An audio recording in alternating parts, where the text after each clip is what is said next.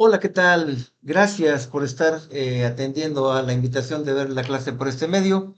Nuestra materia, Taller de Diseño 1, Conceptos, hablaremos el día de hoy sobre el plano. Les invito para que juntos podamos ver este video y posteriormente haremos algunas reflexiones en torno a el plano ya a nivel de presentación con PowerPoint. Veamos este video. ¿Alguna vez se ha pensado en que los espacios que habitamos nos hablan? Como si tuvieran un lenguaje secreto, una gramática invisible que nos dice cómo movernos, cómo sentirnos. Pues bien, en el corazón de ese lenguaje hay un elemento que, aunque parece súper simple, es increíblemente poderoso: el plano. Y hoy vamos a aprender a leerlo juntos. Claro, cuando vemos estas obras maestras de la arquitectura es normal quedarse sin palabras por su belleza, por su complejidad, pero ¿y si existiera una forma de leerlas, de entender la lógica que hay detrás? Pues la respuesta está precisamente en comprender sus piezas más básicas. Así que este es nuestro plan de viaje para los próximos minutos. Empezaremos con las letras, con el alfabeto, luego definiremos a nuestro protagonista, el plano, veremos cómo se comporta en horizontal y en vertical y terminaremos aplicando todo lo aprendido para leer de verdad una auténtica obra maestra de la arquitectura. Venga, pues vamos a ello. Y es que, como en todo, antes de poder leer frases complejas, hay que conocer las letras. En diseño a esto se le llama alfabetizad visual. Tal como lo explica el arquitecto Ramón Cervantes Parra, lo que necesitamos es un sistema. No se trata solo de mirar y decir «qué bonito», sino de comprender. Es igual que el lenguaje escrito. Las letras forman palabras, las palabras frases, pues aquí los elementos visuales construyen los espacios que luego vivimos y sentimos. Y esa palabra fundamental que vamos a estudiar hoy es, como decíamos, el plano. Pero para entenderlo de verdad, tenemos que dar un pasito atrás, ir a su origen más elemental. Parece una tontería, pero es que todo, absolutamente todo, arranca aquí, en un punto. Conceptualmente es lo más básico que existe. No tiene tamaño, no tiene dimensión, solo tiene una posición en el espacio. Podríamos decir que es el átomo de cualquier diseño. Vale, ya tenemos nuestro punto. ¿Y qué pasa si lo ponemos en movimiento? Pues ¡zas!, aparece una línea. Y la línea ya es otra cosa, ¿eh? Ya tiene una propiedad, que es la longitud, y también tiene una dirección. Empieza, por así decirlo, a dibujar un camino en el espacio. Y aquí, por fin, llega nuestro protagonista. Si cogemos esa línea y ahora la movemos a ella, ¿qué obtenemos? Un plano. Y ojo a esto, que es la clave de todo. Un plano tiene largo y tiene ancho, sí, pero conceptualmente no tiene grosor. Es una idea o una superficie perfecta de dos dimensiones que nos sirve para definir los límites de algo que sí es tridimensional, de un volumen. Es en el fondo el verdadero arquitecto invisible del espacio. Venga, pues vamos a bajar a la tierra, nunca mejor dicho. Empecemos por el suelo que pisamos. Los planos horizontales son la base, la fundación de nuestra experiencia en la arquitectura. Nos dicen dónde estamos, por dónde podemos movernos y cómo nos relacionamos con todo lo que nos rodea. En el fondo podemos agruparlos en tres categorías principales, y lo más interesante es que cada una nos provoca una sensación psicológica muy diferente. Tenemos el plano base, que es el suelo sin más, el plano elevado, que nos sube por encima del entorno, y el plano deprimido, que al contrario nos hunde en él. Vamos a verlos uno por uno. El plano base es el más fundamental de todos. Es el punto de partida. Simplemente con diferenciar una superficie, como el suelo de este museo, del césped que lo rodea, ya estamos creando un campo espacial. Es, por así decirlo, el lienzo sobre el que se va a pintar todo lo demás. Ahora la cosa se pone interesante. ¿Qué pasa si cogemos ese plano y lo levantamos del suelo? Como en la mítica Casa Farnsworth. Pues ocurre algo casi mágico. De repente se crea una separación visual muy clara del entorno. El espacio se siente súper definido, casi como si fuera un escenario. La clave es que se ha generado un nuevo campo de juego, distinto del terreno natural. Y claro, si podemos subir, también podemos bajar. Si hacemos lo contrario, si hundimos el plano, el efecto es radicalmente distinto. Al descender del nivel del suelo, las propias paredes de ese agujero empiezan a definir un volumen. Se crea un espacio de recogimiento, un lugar que se siente protegido del mundo exterior. Y esto lo ilustra a la perfección. Fijaos qué curioso cómo estas decisiones de diseño nos afectan directamente a la psicología. Un plano elevado nos da perspectiva, una sensación de apertura, de control. En cambio, un plano deprimido nos ofrece refugio, intimidad, una sensación de estar resguardados. Es la misma herramienta, el plano horizontal, usada para crear emociones totalmente opuestas. Es fascinante. Por supuesto, no solo vivimos encima de planos horizontales, el espacio también se define por lo que tenemos delante y por lo que tenemos encima de la cabeza. Vamos a ver ahora cómo estos otros planos terminan de construir la experiencia completa. El plano de la pared, este es quizá el más protagonista en nuestro campo de visión. No es solo una barrera, para nada. Es un lienzo activo. Es el que decide si un espacio parece abierto o cerrado, si es público o privado. Es el elemento que guía nuestra mirada, que nos marca los recorridos y que le da todo el carácter a una habitación. Y por último, el plano que nos da cobijo, el plano superior. El techo, la cubierta, es el elemento que define el límite de arriba de nuestro mundo. Puede ser un techo bajo que crea un ambiente íntimo y acogedor, o una cubierta altísima que nos haga sentir pequeños y asombrados. Este plano es el que establece la escala vertical del espacio y completa esa sensación de estar dentro de algo. Muy bien, pues ya tenemos el alfabeto, el punto, la línea y los distintos tipos de planos. Ahora llega el momento de la verdad. Vamos a usar todo esto para intentar leer una de las frases más famosas y espectaculares de toda la historia de la arquitectura. La Casa Kaufmann, mucho más conocida como la Casa de la Cascada. A primera vista es una composición complejísima, una belleza. Pero ahora tenemos las herramientas para no quedarnos solo en la superficie. Podemos analizarla, deconstruirla y entender su gramática interna. Vamos a leerla juntos paso a paso. Primero, fijaos en los planos horizontales. Esos voladizos de hormigón que parecen flotar son planos elevados espectaculares. Se lanzan sobre la naturaleza, creando esa sensación de perspectiva, de apertura total. Vale, ahora los planos verticales. ¿Veis esos muros de piedra? Anclan la casa, le dan peso, la conectan con la roca. Y aquí está la genialidad. La verdadera magia está en cómo interactúan. Esa tensión entre lo horizontal, que es ligero, y lo vertical, que es pesado, es lo que crea toda la riqueza del espacio, haciendo que casi no sepamos dónde acaba la casa y dónde empieza el bosque. Entonces, para resumir todo esto, ¿con qué nos tenemos que quedar? Pues lo primero, que la arquitectura es un lenguaje y como tal se puede aprender a leer. Segundo, que el plano, en todas sus formas, base, elevado, deprimido, vertical y superior, es una de sus palabras más importantes. Y tercero, y más crucial, que la forma en que se combinan estos planos no es al azar, está pensada para moldear cómo nos sentimos y cómo nos movemos en un espacio. Y esa es la clave de todo esto. La próxima vez que se entre en un edificio, en una plaza o incluso en una habitación, la pregunta ya no será solo si nos gusta o no. La pregunta será, ¿qué me está diciendo este espacio? ¿Es un plano elevado que me invita a mirar a lo lejos o es uno deprimido que me ofrece refugio? Ahora que conocemos el lenguaje, el mundo que nos rodea empieza a contarnos todos sus secretos.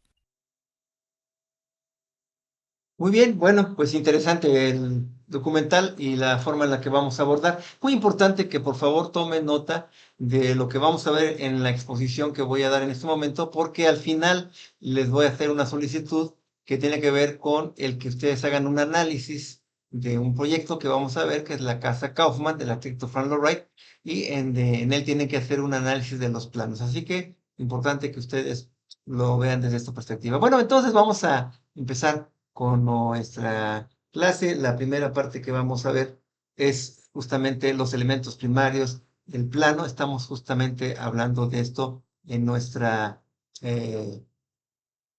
los contenidos. Y bueno, importante siempre, como hemos mencionado, entender cuáles son los propósitos de la clase. Entender, es el verbo. El concepto de plano y las relaciones existentes para poder desarrollar una composición arquitectónica. La segunda parte de lo que vamos a ver como ejercicio, aparte del análisis de la Casa Kaufmann, es que ustedes complementen el proyecto que han venido realizando hasta este momento con los palitos y con el incremento en el número de ellos. Así que es importante que ustedes también no pierdan de vista esto, que vamos a desarrollar una composición a partir de los elementos que hoy estaremos estudiando. ¿Cuál sería el resultado esperado? Que sean capaces de analizar y sintetizar los códigos formales de este ejercicio de palitos. La evidencia, pues que los puedan expresar a través de un escrito, en donde ustedes no solamente pongan los conceptos, sino usando apoyos gráficos que faciliten la comprensión del concepto. Es decir, tienen que decir, bueno, aquí en el proyecto que estamos realizando, estamos viendo estas condiciones y posibilidades de los planos y, por supuesto, expresarlos gráficamente. La estrategia, que analicemos el ejercicio y que después, al comprenderlo, nosotros los apliquemos en los diferentes puntos que estamos tratando justo a partir del ejercicio de los palitos. Muy bien. El punto y la línea, ya habíamos comentado, son elementos configuradores de la forma, por supuesto el plano también, porque se deriva de ellos. El plano. Bueno, habría que hacer primero este recordatorio. Los elementos visuales son la materialización de los elementos conceptuales. Súper importante. Y también tomar en cuenta esta segunda observación que tiene esta lámina. Cuando dibujamos en un papel, empleamos una línea visible para representar una línea que es, primero, un concepto. Es decir, elaboramos nosotros ideas, pensamos en proyectos, y antes de que nosotros agarremos un lápiz y un papel, lo tenemos en nuestra mente. Entonces, la expresión gráfica es producto de una concepción, primeramente intelectual, mental. Bueno, entonces la pregunta, ¿qué es el plano? Aquí si estaríamos en la clase, preguntaría, a ver, ¿qué es el plano para ti? ¿Qué es el plano para ti? Etcétera. Pero como no tengo esa posibilidad, pues entiendo que ustedes podrían en este momento hacer una reflexión. Ojalá que lo pudieran hacer. El plano. Bueno, así, ¿se acuerdan? Dijimos que el punto era una unidad básica y que a partir del movimiento que tiene este punto, la huella, dice Kandinsky, que deja ese punto, es lo que define una línea. Por eso decíamos que una línea es la huella que deja un punto al movimiento. Un plano, pues es básicamente lo mismo. Es la huella que deja un plano el movimiento. En este caso, vemos en la gráfica la dirección hacia donde se dirige y también habría que tomar en cuenta estas características. El plano tiene largo y ancho, pero no grosor. Tiene posición y dirección y marcado con rojo para que se entienda que esto es importante. Vamos a ver ahorita dos ejemplos de cómo el plano se puede poner en posición. Está limitado por líneas, como lo define el ejemplo que tenemos aquí del lado derecho, y también define los límites externos de un volumen. Es decir, un volumen es la conformación de diferentes planos. Muy bien, entonces, primero decíamos posición y la otra dirección. Vean ustedes aquí los puntos, son planos que están situados en un espacio-formato y esa posición en el espacio genera diferentes tensiones y diferentes situaciones que no vamos a considerar ahora, pero lo importante es saber que la posición de una forma, de un plano, está juzgada siempre con respecto a la posición que tiene en una estructura. Piensen en una casa que está situada en un terreno específico y entonces eso que es un plano, la casa es un plano, tiene una posición en el terreno, en el contexto de justamente la relación que existe entre los dos. También tenemos la dirección.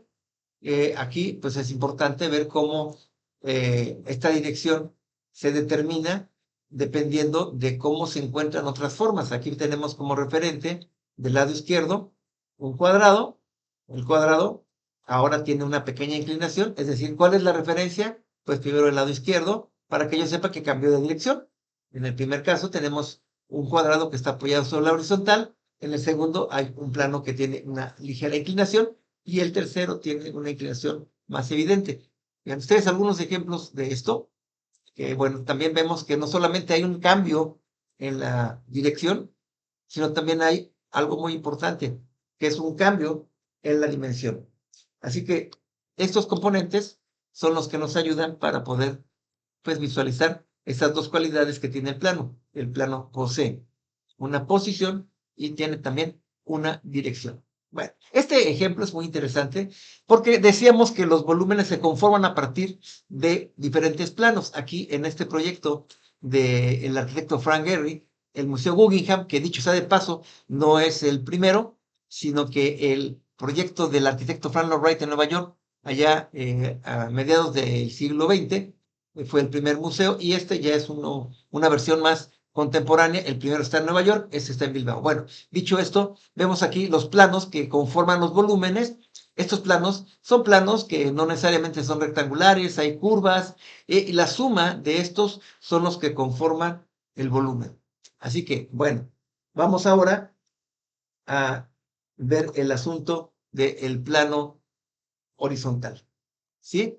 El plano horizontal. ¿Qué es el plano horizontal? Bueno, pues tenemos aquí algunas consideraciones importantes.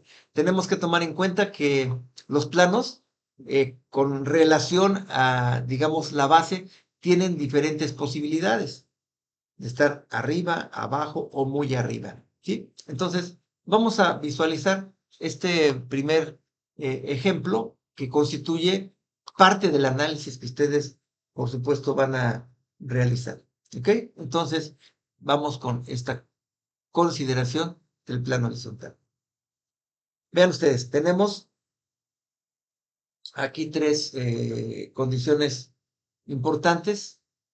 La primera es considerar el plano base como una referente, el que está en el segundo gráfico.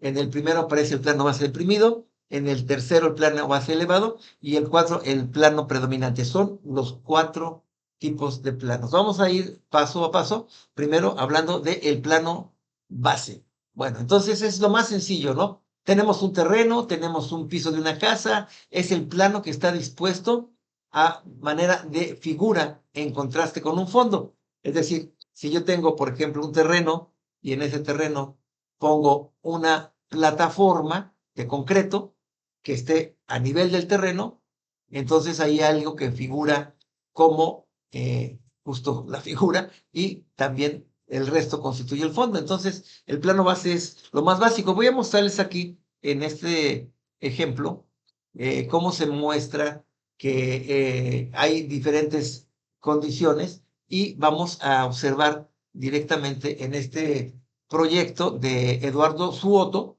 en Portugal, el concepto que acabo de mencionar.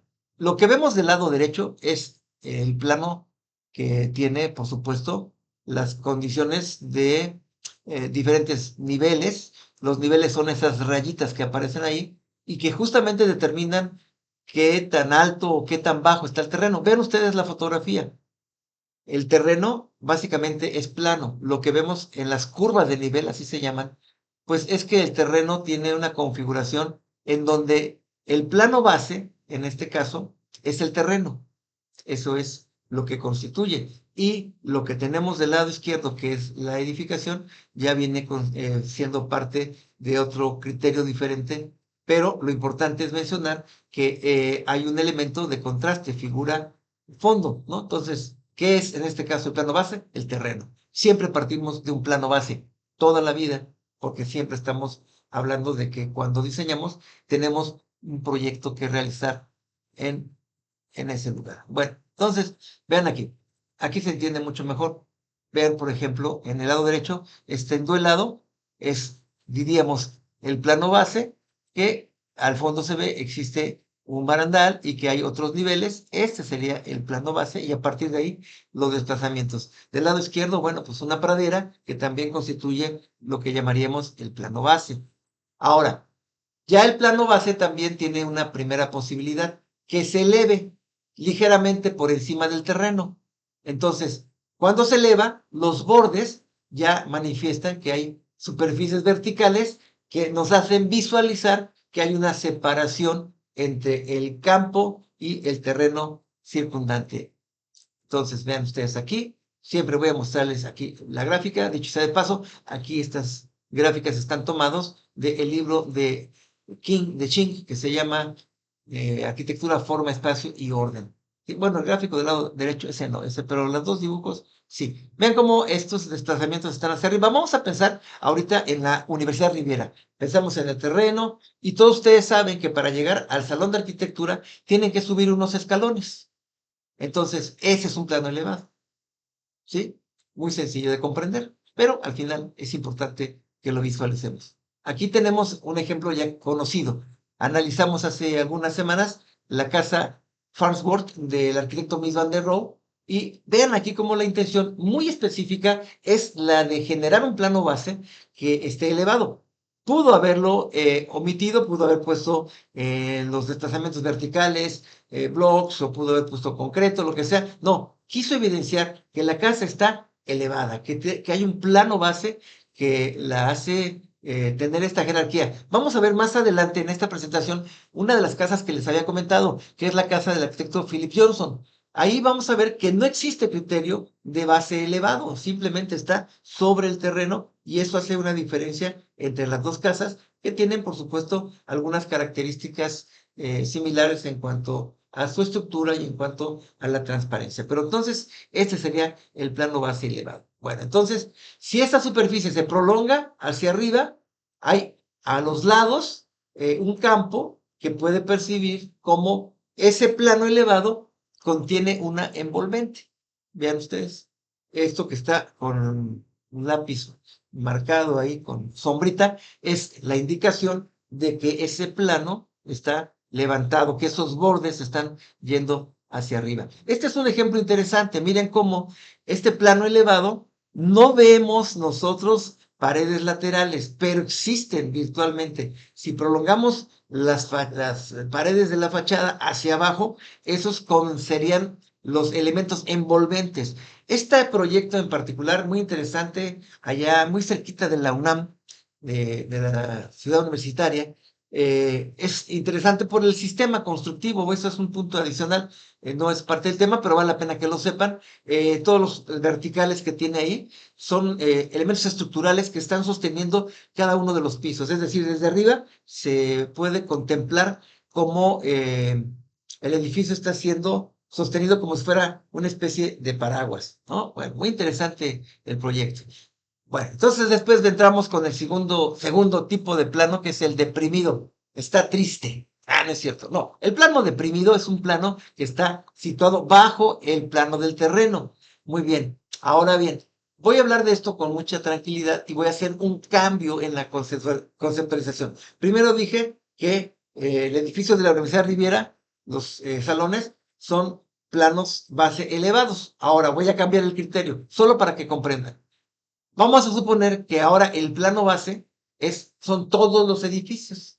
Muy bien. El jardín, la cancha de básquetbol, etcétera, serían planos bases deprimidos. ¿Por qué? Porque están situados bajo el plano de ese terreno que estamos considerando ahora fuera el nivel donde están los salones. El tema es que está muy claro entender que hay una superficie que está por debajo. Hay varias características. Aquí está claramente expresado. Y del lado derecho también se ve algunas cosas que pueden asociarse con esto. Este es este proyecto interesantísimo porque es un museo marítimo allá en Dinamarca y este proyecto pues está muy cercano ustedes no lo ven acá porque es de noche, pero está pegado prácticamente al mar, a un muelle. Entonces, todo lo que tiene que ver con la construcción y con los espacios interiores acercan a los visitantes a escenarios naturales, como en lugar de tener grandes estanques, ¿no? Como los acuarios, bueno, aquí tienes la posibilidad de ver directamente lo que es el mar y las diferentes cosas que hay dentro del mismo. Entonces aquí lo importante es ver cómo en el plano se hizo una depresión, es decir, se hundió para poder tener este hermoso proyecto. Bueno, entonces hay muchas formas de articular esas depresiones, ¿no? Hay que ver cuánto es esta superficie que le hace bajar al plano base, cuánto, y esos serían algunos elementos que tendríamos que considerar.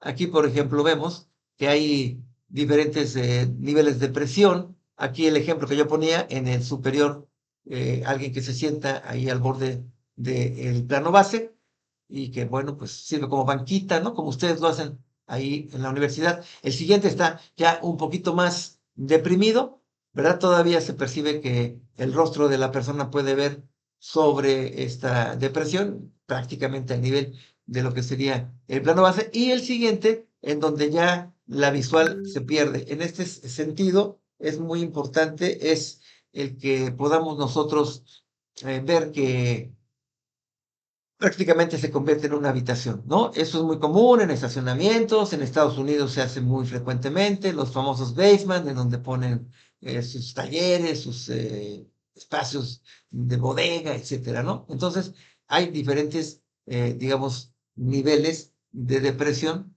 en los planos. También esto es interesantísimo porque aquí lo que vemos es cómo el espacio se puede ocupar de acuerdo a la topografía.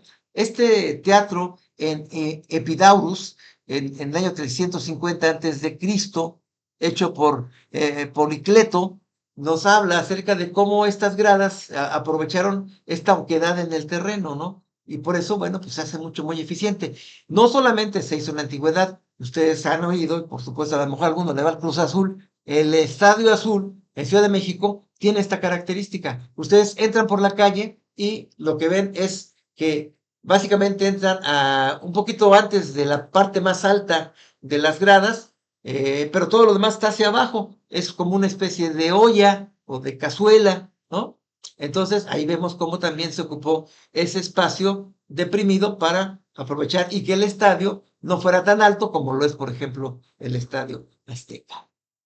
Bueno, otro importantísimo es el plano predominante. Este plano sigue siendo un plano elevado, pero es un plano predominante, es decir, está muy por arriba del plano elevado. Quiero que por favor investiguen, porque no les voy a dar todas las diapositivas, ustedes tienen que formar parte del proceso. Investiguen un proyecto muy interesante que es el arquitecto Pedro Ramírez Vázquez.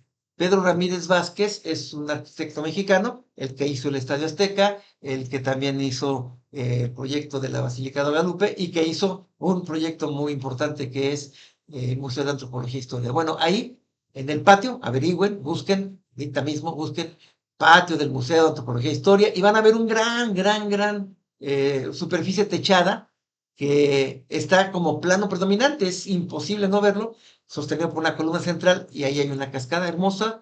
Entonces, este proyecto del arquitecto Ramírez Vázquez es un buen ejemplo de un plano predominante. Entonces, bueno, vamos para adelante. Ahora bien, vamos a continuar observando estos planos elevados. Como pueden visualizar aquí, pues evidentemente del lado izquierdo se ve que está este desplazamiento a una altura suficiente. No se ven apoyos porque no es el propósito de la gráfica mostrar que hay una manera de sostenerse, ni tampoco del lado derecho, pero evidentemente hay soportes. Más adelante voy a mostrar algunos ejemplos de esto. Bien, había hablado hace ratito de la casa de Philip Johnson, la Glass House, ¿no? O la casa de cristal en Connecticut, Estados Unidos, hecha en 1949. Vean ustedes cómo aquí, a diferencia de la casa de Mies van der Rohe, en donde el énfasis está en el plano base elevado, aquí está en el plano predominante, es decir, vean cómo toda la transparencia, ustedes podrían continuar por la pradera, atravesar la casa y básicamente no tiene más presencia que la que le da el arquitecto a todo el sistema de la losa, que se convierte en un plano predominante muy interesante. Muy bien, entonces, para seguir en este contexto vamos a hablar de condiciones muy importantes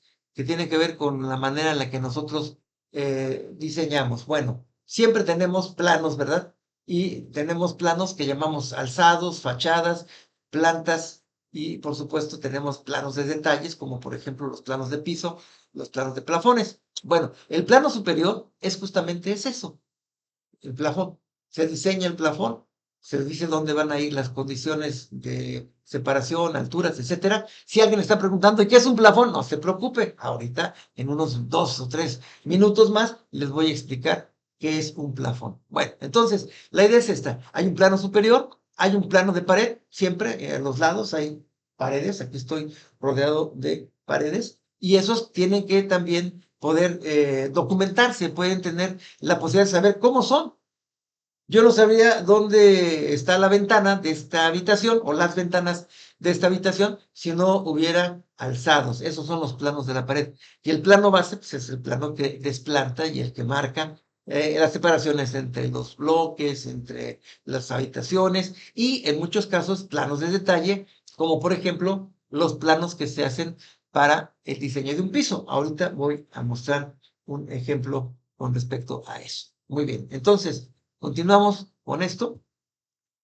Aquí está lo que yo mencioné hace unos minutos, el plano superior, que se define en muchos casos como el lecho bajo de la losa, es decir, no hay nada más que la losa. En las aulas de la Universidad Riviera, así es como está. Aquí se ven las paredes laterales y por supuesto también el piso. Todo esto siempre nosotros lo diseñamos, por eso es tan importante comprender el concepto. De hecho, nosotros así le llamamos a nuestros elementos gráficos que presentamos, decimos planos, ¿no? Son los planos que se dibujan arquitectónicamente hablando. Bueno, entonces el plano superior es el techo, ¿no?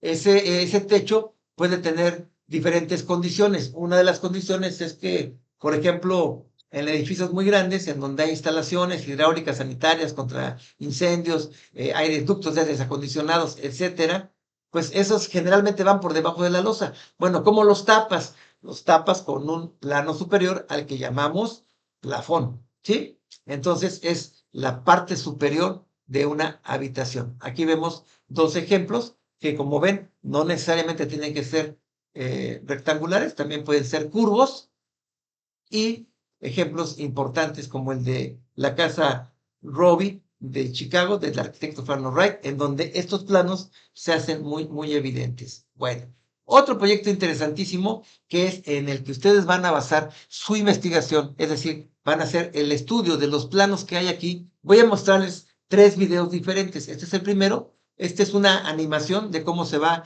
construyendo la casa y por supuesto se van viendo los diferentes planos. Esto es muy importante y eso es algo que podamos ir visualizando. Después voy a mostrarles un video en donde aparecen básicamente las formas geométricas de estructuración a partir de un dibujo hecho en AutoCAD y finalmente vamos a ver la casa en su concepto real. Y les aviso de una buena vez, es parte de la política de la institución a la que nosotros servimos y en la que ustedes están estudiando, el que de repente se les pongan algunos videos en inglés por 2 razones. Primero, porque es importante que ustedes se den cuenta que no todo viene en español.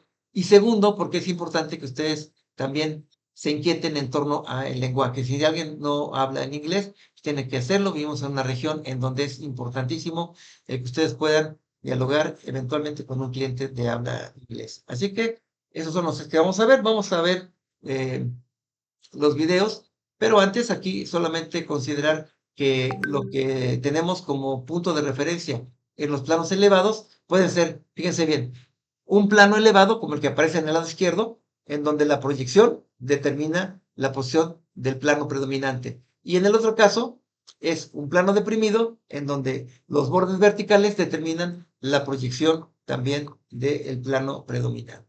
Bueno, entonces, esta presencia con postes son los que permiten a definir visualmente los límites sin que se interrumpa el flujo espacial a través del campo. Por eso es que ustedes ven que existe esta flechita que está atravesando en el lado izquierdo, porque es justamente el indicador de que por ahí hay un flujo espacial, que es lo que permite que el elemento predominante pues tenga justo esa característica, porque si está rodeado de paredes deja de tener esa condición, ¿ok?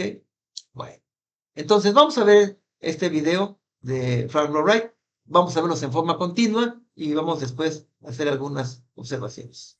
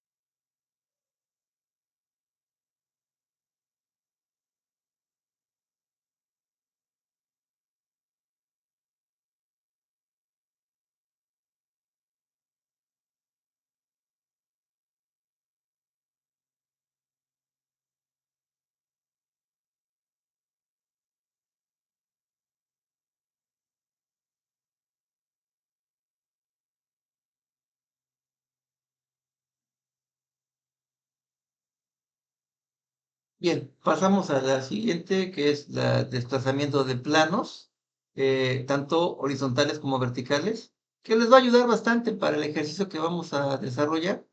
Véanlo con atención porque va a ser útil el ver cómo los planos se desplazan de una manera bastante interesante a partir de esta consideración. A mi padre Ramón, no es a mí, es a alguna otra persona.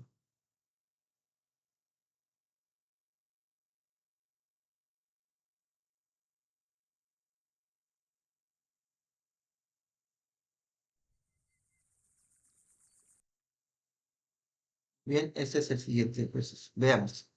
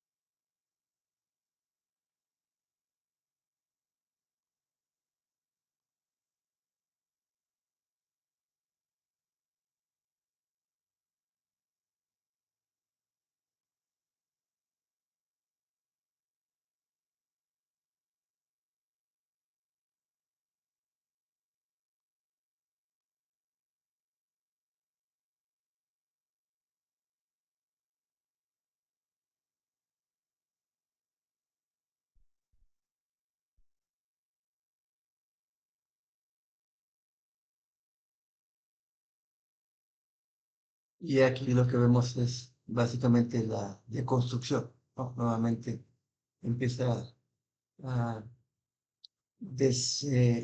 ajustarse, por decirlo de alguna manera.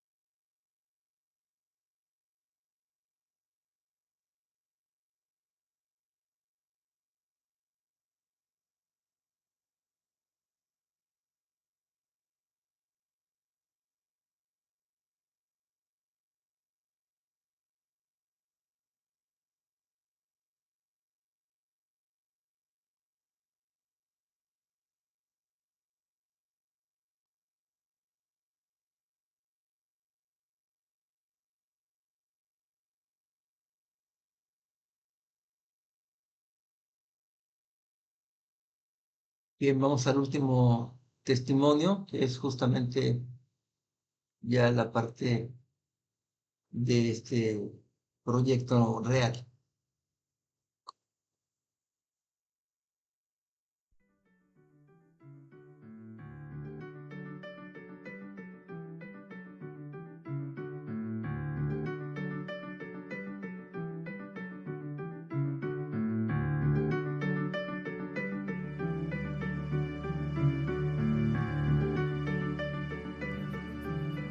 Falling Water has been called Frank Lloyd Wright's masterpiece of organic architecture, and I think there are a variety of reasons why. Certainly one of them is that it, perhaps better than any of his other buildings, speaks to something deep within us that longs for simplicity, unity, all of those things we find in nature and respond to so well.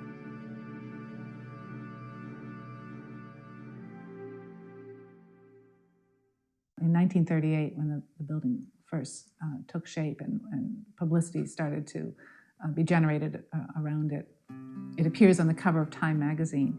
And it's very obvious that the public is captivated by the building. I don't think they had seen anything quite like it. It was daring, it was dramatic, all of those things which capture our imagination.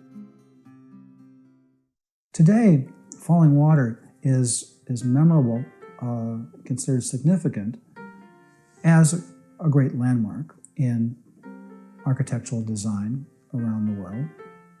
It represents a great architect working at the height of his design powers, and thus, is significant as an object in its own right.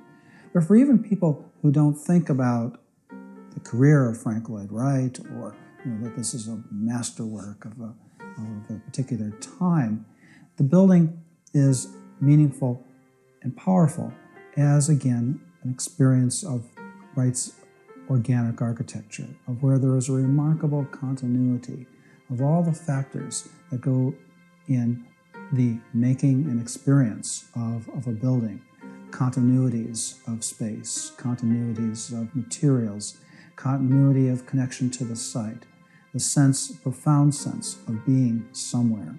These are qualities that students of architecture today, architects, just general members of the public experience and leave the house with a sort of an awareness of the potential for good design. A masterpiece is something that has a timelessness about it, and I think Falling Water is doing well over the test of time. People continue to be interested in it. A wide array of people are interested in it. A masterpiece is something that you continue to learn from, and we do continue to learn from Falling Water.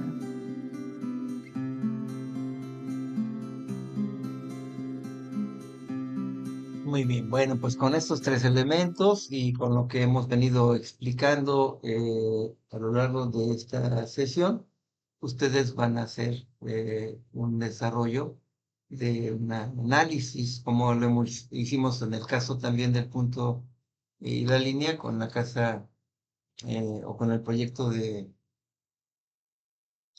arquitecto Calatrava. Entonces, creo que queda clara esta instrucción.